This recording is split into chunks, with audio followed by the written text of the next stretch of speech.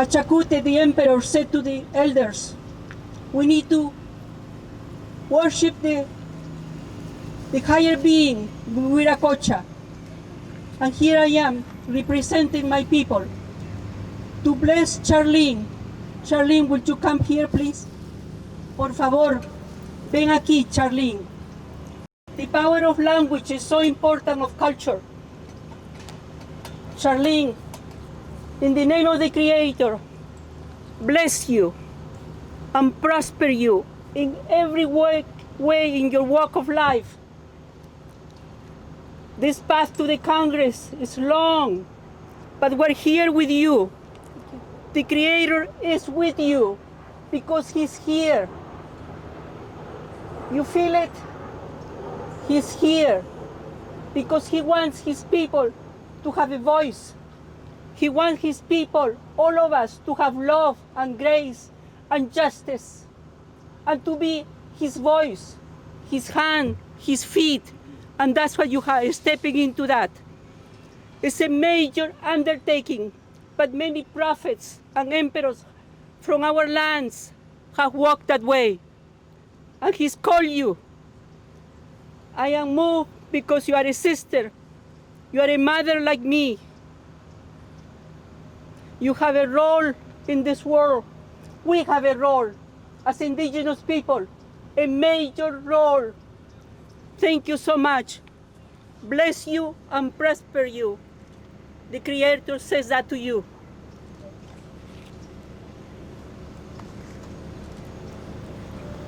This is a manta, a carrying cloth that the woman in the Andes carry their babies, and the man carry their corn, the potatoes, when they go to work. I'm going to give it to you in the name of the indigenous people of South America, Ecuador, Bolivia, Guatemala, Mexico, our lands here in this beautiful country, and Canada. Gracias. Oh, thank you so much. Thank you, Charlene, for what you did today. Thank you, Olga. You're not alone. Thank you so much. Thank you. Gracias. Gracias. Gracias. Achai in Quechua means thank you. And we say that to each other. My breath, my heart, and my spirit are with you. I accept it. Thank you. With you,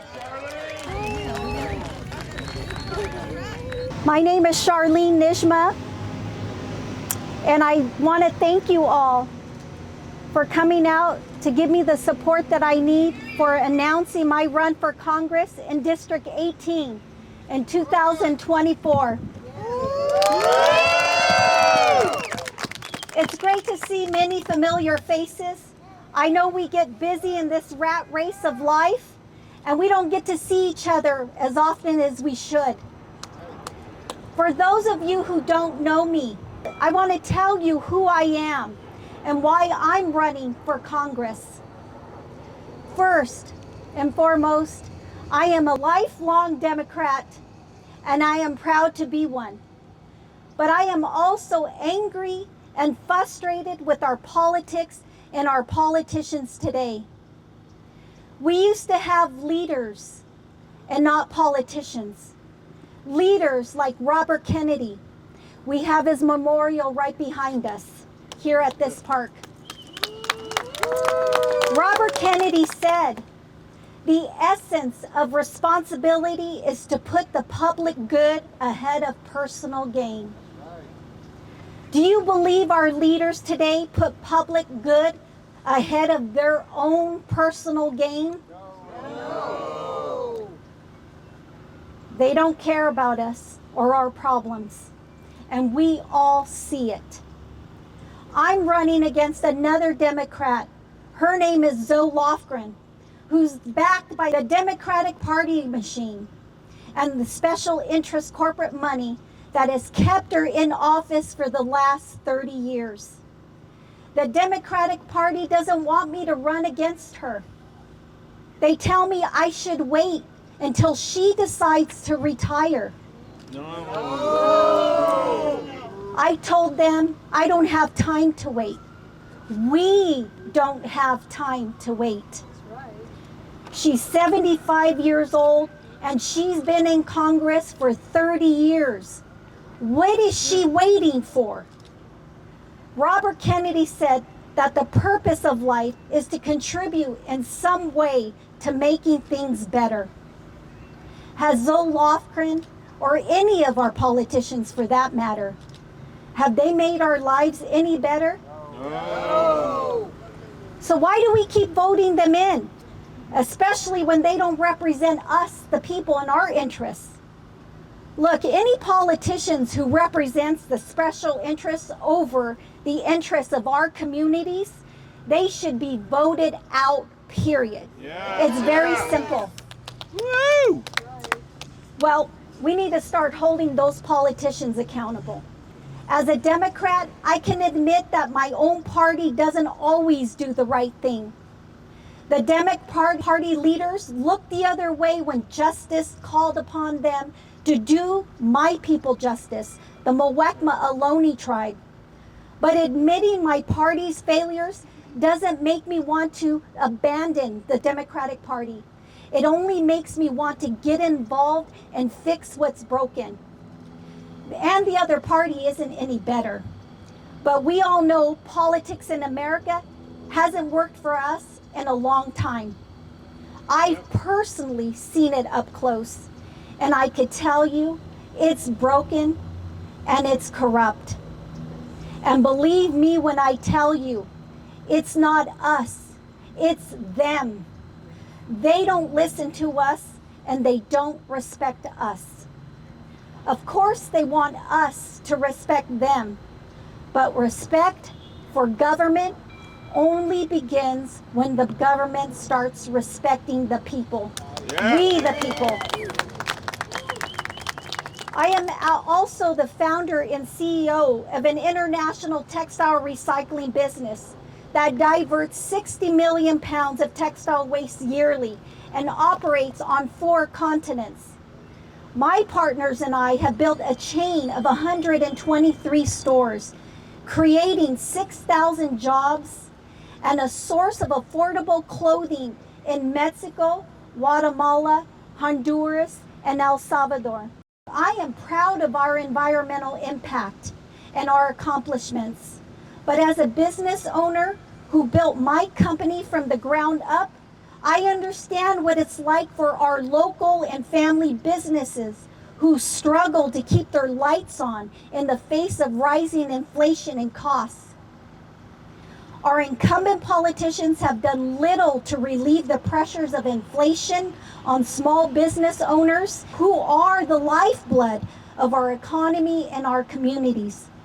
We need to support local businesses, not corporate giants. Right, right.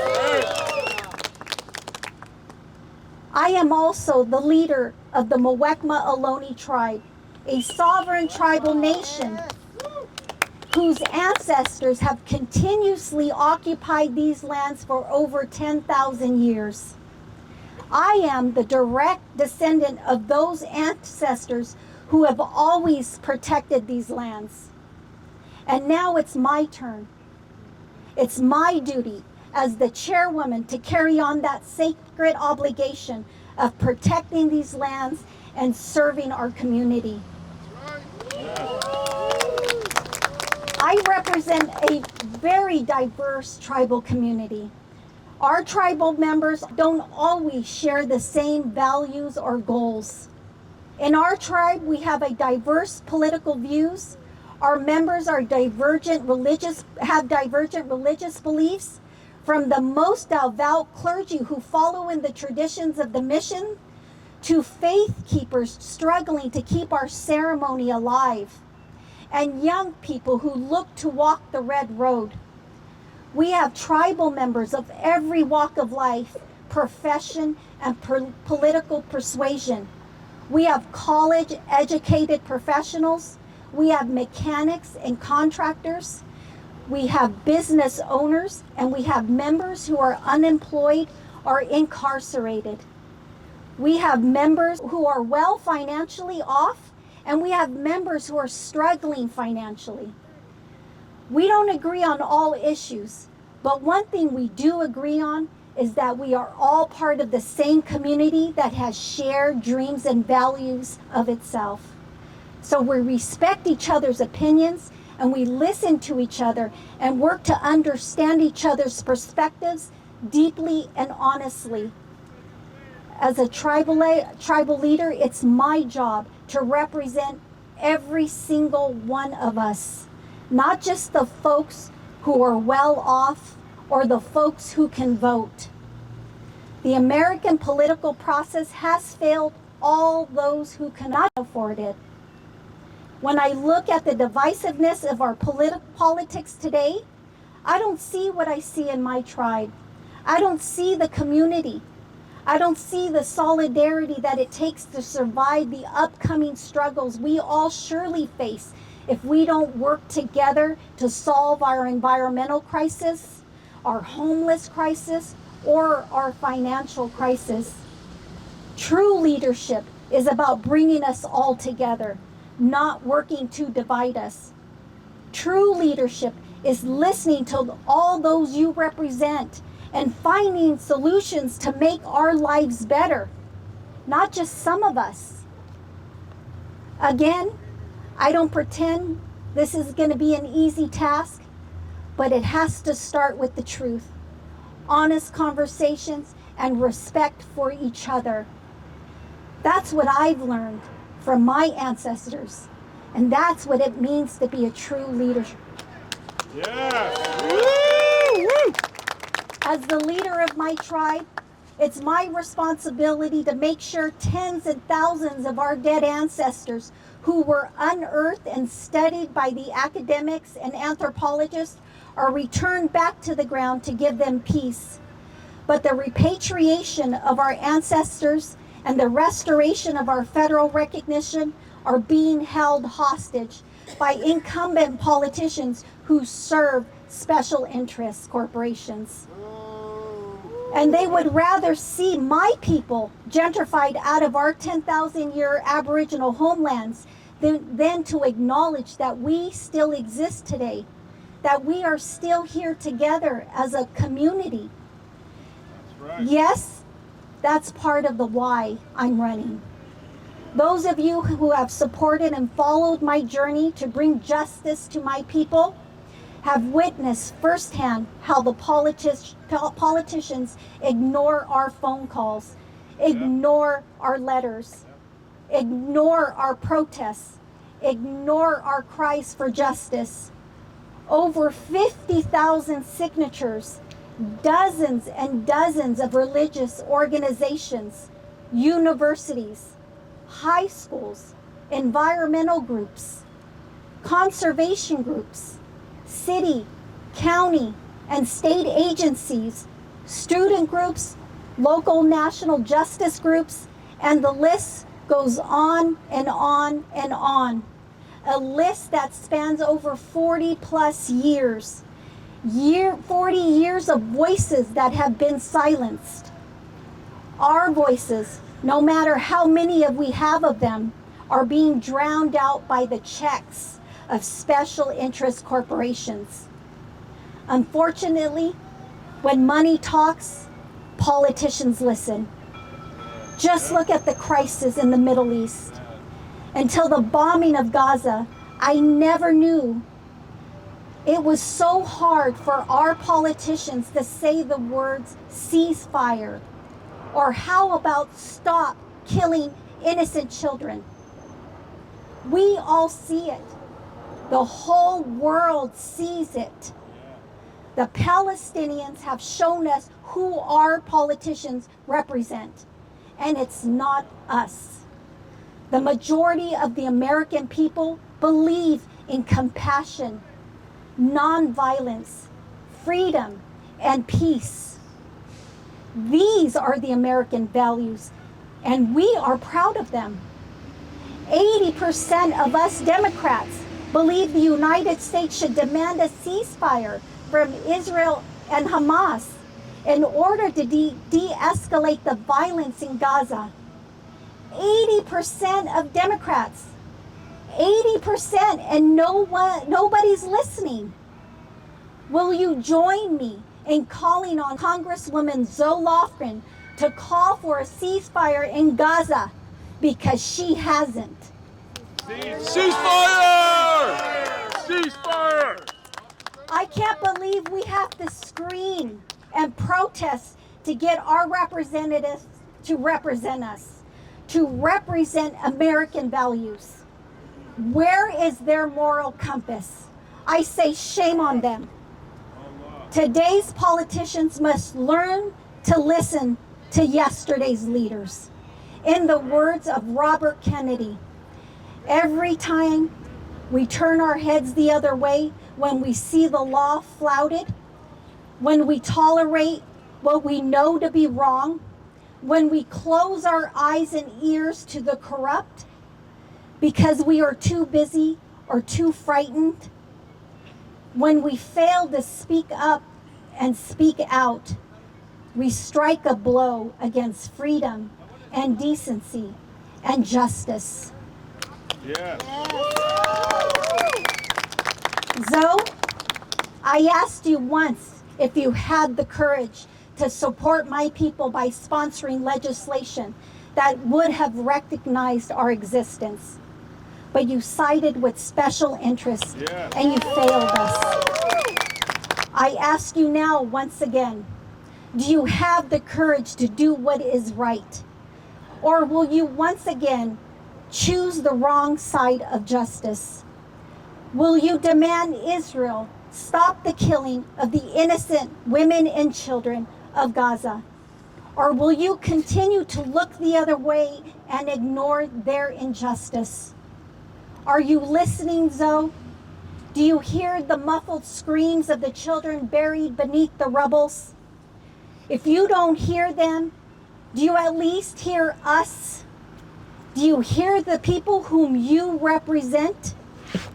The 80% of your own party who want the violence and death to stop. No, you don't. You are not with us because you are not one of us. Yep. Yes. Yeah. Long ago, you may have been one of us, but we lost you somewhere in those 30 years when you served in Congress. Somewhere in those 30 years, they got to you and you sold out. 30 years is a long time, but now it's time for you to go. Go. It's time. Go. It's time for a new generation to start fixing what you all have broken. We need bold leadership, not complacent politicians and stale ideas. But most importantly, I am a mother of 5 who worries for my family and my children's futures. I worry because of the rampant crime on our streets, because of the homeless crisis that seems to grow worse year by year, because of the unaffordable housing, food, gas, and insurance, and because of the growing inequality that threatens to separate our country into the haves and mostly have-nots. While our quality of life decreases year after year and we struggle to make ends meet, our corporations consolidate and expand, becoming worth more than most countries' GDP. At a market cap of more than 2.7 trillion, Apple's market capitalization is larger than 96% of countries' GDPs, a list that includes Italy, Brazil, Canada, and Russia. I mean, can you believe that? In fact, only 7 countries in the world have higher GDP than Apple's market cap. Microsoft, with a market cap of more than 2.4 trillion, would be the 10th richest country in the world if their market cap was equivalent to GDP. Google, Facebook, Amazon, as these corporations get wealthier and wealthier, we seem to be getting poorer and poorer. Yep. Being pushed out of our neighborhoods and forced to commute longer and longer because of the affordable housing needs. Here in the Bay Area, the future of our corporation continues to shine brightly with technological advancements like AI, robotics, and the metaverse. But the future of the people who do most of the living and working and the dying in our community seems to be dimming more and more year after year. Every year, there seems to be a new crisis, a new war, a new something that robs us of hope, robs our children of their dreams and their future. We wage and we support wars all over the world while ignoring the real battles at home. The war against homelessness and poverty, the war against crime and violence, the war against inflation and food insecurity. These are the battles at home that must be fought, and they must be fought together. All of us have something to lose when we lose those battles.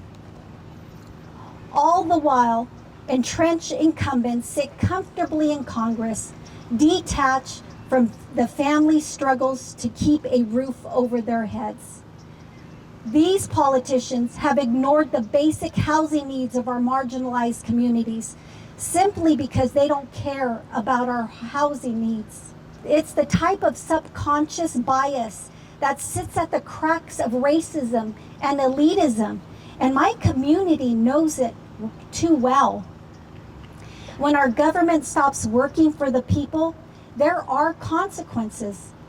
And we, the people, suffer those consequences. And this government stopped working for we, the people, a long time ago. That is the main why of this campaign.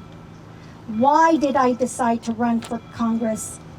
I decided to run when I realized that no one in government was listening and no one in government cared. I realized that if we, the people, want a better life for our children, we, the people, have to take the power from them and we have to lead. My mother, Rosemary Canberra, she was our previous chair, and she taught me the values of public service. She taught me the obligations we have to our communities. She taught me to serve and not be served. Together, we must stand against the status quo. Together, we must vote out the old guard who refuses to move out of positions of power and allow a new generations of leaders in. Right, yes. Leaders who represent the community. We need term limits and we need age limits in Congress. That's right, I said it. We need age limits. Yes, we do. And before I get criticized for being ageist, I want to remind everyone that for us Indigenous people, our elders are our memory and our history, our faith keepers. In our culture, we have deep respect and honor for our elders. It's been said of our communities, whenever an elder dies, it's like watching a library burn to the ground. There is so much wisdom and history that the passing of our elders is deeply tragic. But it is crucial to recognize the opportunity that arises when the political systems make room for fresh ideas. Representative Zoe Lofgren has been in Congress for 30 years and is the ranking member on the House Science, Space, and Technology Committee. She has failed to hold the big tech accountable for the harms that social media platforms are having on our children, from the mental health, eating disorders, and the damage. I tell you, the damage is enormous. A younger Congresswoman, one who has young children, for example, would have had her finger on the pulse of what's happening right in front of us today. I recently wrote an article in the Muwekma Ohlone Times thanking Senator Mitt Romney for his decision not to seek re-election. Senator Romney his age is 75, the same age as Representative Zolofren. Explained he was stepping down to make room for a new generation of leaders.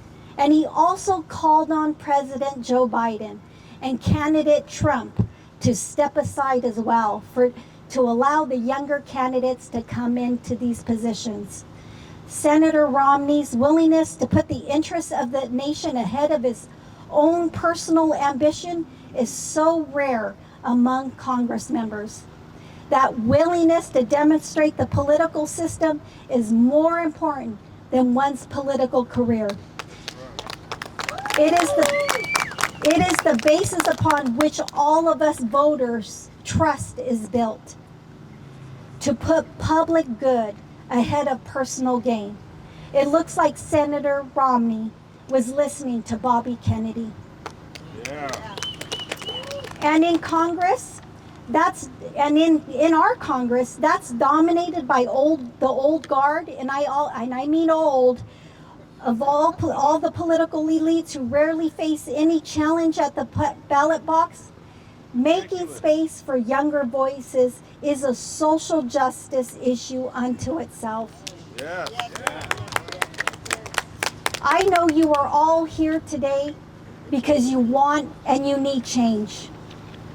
For our leaders to change things, they must learn to start listening to the people, and they must start working for the people, not against us.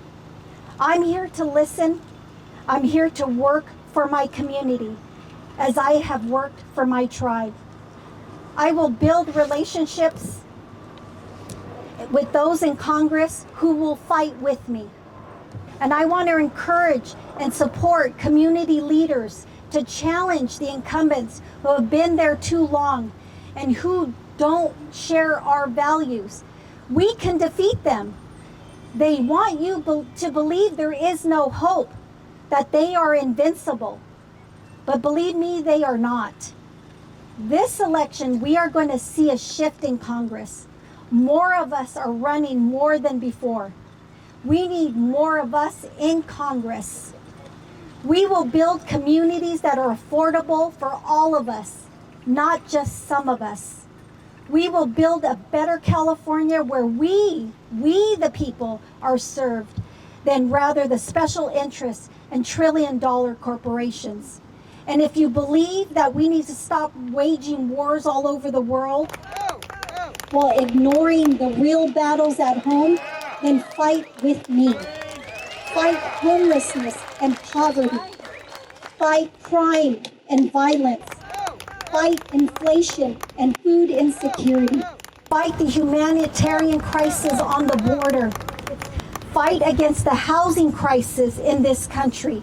And fight for term limits, age limits, so that our politicians don't stay in office forever. We're with you, Charlene. That's right. These are the wars we should be fighting. And we must be fighting them together.